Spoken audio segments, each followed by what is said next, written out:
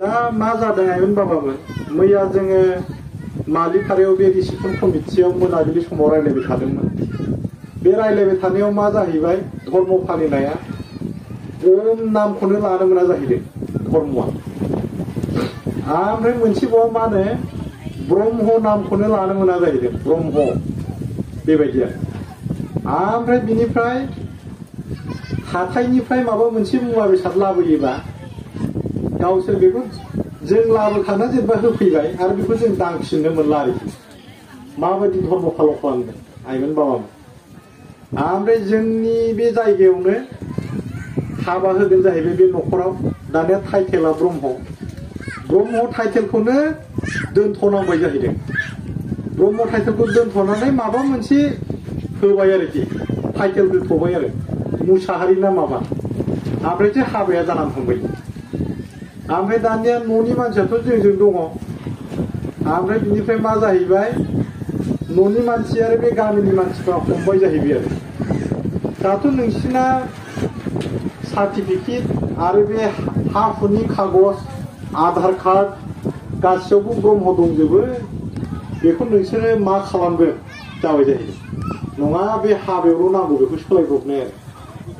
ओमफ्राय बुंबाय जाहैबाय हाब होनबाथ' सोलायथ'दोंल'बा नोंसोरथ' इसोरखौ थगायथारबाय होनबाय जाहैदों आरो जोंनि मानसिफ्रा।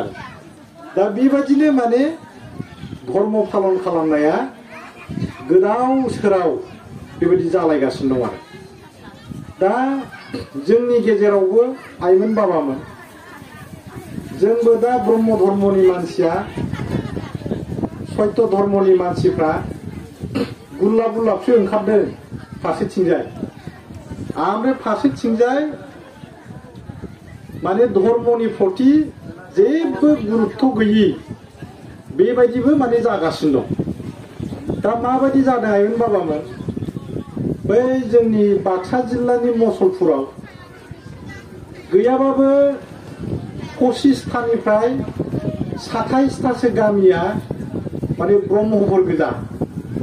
ओमफ्राय बे 27था गामियाव मोजां ओंखारग्राखौ नायोब्ला 27 जनबो गैया 27था गामियाव आरोखि। दा बाथ्राया जाहैबाय मा जुदि बेबायदि जाबायब्ला जोङो मिरु संसदआ सानबाय माने बे संसदनि सिङाव जेसेबां ब्रह्मफोर दङ बे ब्रह्मफोरनि खाथियाव थांनानै दा बिसोरखौ माने बानायफिननोसो गोनां जानानै फैदों आइमोन बाबामोन। बानायफिनथारनांगौ जानानै फैदों। दा नोंसिनियावबो माबायदि सोलियो आइमोन बाबामोन? दाथ' जोंहा नित्य जग्य मावनांगौ नङा होमबा? सानफ्रामबो इसोरखौ गाबज्रिनांगौ। फुंनि मोनाबिलिनि सान ओंखारनाय हाबनाय जों बेखौ गाबज्रिनांगौ खुलुमनांगौ। 6था बोसोन दङ। 6था बोसोना नोंसिनाव गोसोआव दंना आइमोन बाबामोन? दङ 6था बोसोना दंना गैया? हा नित्य जग्यखौ होदोना होआखै? सान ओंखारबा सानखौ खुलुमना खुलुमाखै? सान हाबनाय समाव खुलुमना खुलुमाखै? दा खुलुमाखैबाथ' दा जेरैहाय आङो मसलपुरनि खोथाखौ हानदों 27था गामियानो ब्रह्म गोजा 27 जनबो गैया होननाया। दा बिदिबाथ' नोंसोर आइमोन बाबामोनखौबो आरो बानायफिनजोबनांगोन ना नङा होनबा? दा जे बेवहाय फैदों आइमोन बाबामोनहा गुफुर गुफुर गाननानै आंबो गुफुर गानबोदों आरो बेवहाय फैनानै बयबो आइमोन बाबामोनहा गावजों गाव अनलायनाय खुलुमलायनाय मान होलायनाय होआखै होनबा? बे जग्गालय एबा मिथिं जानाय जायगायावल' फैनानै गुफुर गुफुर गाननानै फैबा जानाय नङा। बेहाय जों जेरै बेबहार खालामदों जों जेरैहाय अनलायदों मान होलायदों बे अनलायनाया मिथिंनि अनगायैबो बा जग्गालिनि अनगायैबो जायखिजाया समावनो जानांगोन आइमोन बाबामोन। गोसोआव लादोंना? बेहायल' फैनानै गुफुर गाननानै जों गावखौनो सादुगिरि दिन्थिबा जानाय नङा आरो बे मेल मिथिङाव मानो फैनांगौ आइमोन बाबामोन? दाथ' बयबो शास्त्र बिजाबखौ फरायजोबा। वर्ल्डआव सबसे बांसिन प्रेक्टिस खालामजानाय प्रेक्टिस खालामनायखौ मा होनो सरसा खालामजानाय धर्मआ जाबाय इस्लाम धर्म आइमोन बाबामोन।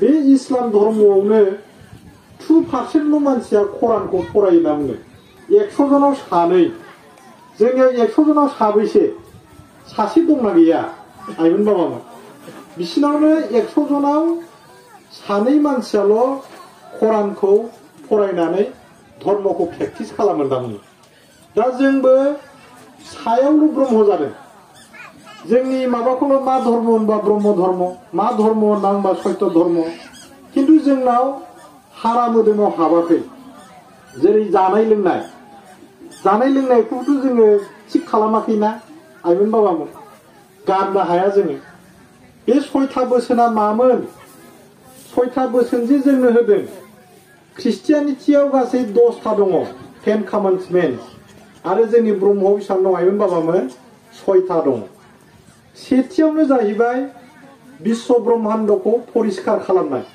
बे मुलुगखौ साखोन सिखोन लाखिनाय सोरनावबा नुयो बै उल्था फानथिं थांबा बे ब्रह्म न'खर नंगौना नङाथाय गोबोरखिखौनो माने गावसिनि हाबलांग्रा लामा लांगोनायावसो ओरैबायदि बुरजा गारफबनानै दोनो माने लामाजों थांनोनो हाया मोनामनाया दा जे बिश्व ब्रह्माण्ड परिष्कार होनदों अमा फिसिनायखौ जों गारनो हादोंना हायाखै दाउ फिसिनायखौ जों गारनो हादोंना हायाखै दा बेखौ बुंबाथ' जोंखौ बिराद रागा जायो मानसिफ्रा ओमफ्राय धर्म प्रसार खालामनाया बेफोरखौ बुङाबाबो जाला ओरैबायदि जाहैबाय माखासे जायगा लानानै बिसोर बेबायदि दाउ फिसिनायखौ बादा होबाय अमा फिसिनायखौ बादा होबाय बे गरिब दुखिया मानसिया मा मावनानै जानांगौ फिसा फिसौखौ माबोरै लेखा फोरोंनांगौ होननानै जोंखौ दा जायगा बुंगासिनो दं आरो आइमोन बाबा बेबायदि दा होमबा प्रथमावनो मा बिश्व ब्रह्माण्ड परिष्कार बिश्व माने बे मुलुगखौ होनबाय ब्रह्मनि आन्दा बिदै बे मुलुग संसारा मुलुग दावदै ब्रह्मनि बिदै होनना बुङो बे ब्रह्मनि बिदैखौ मा खालामनांगौ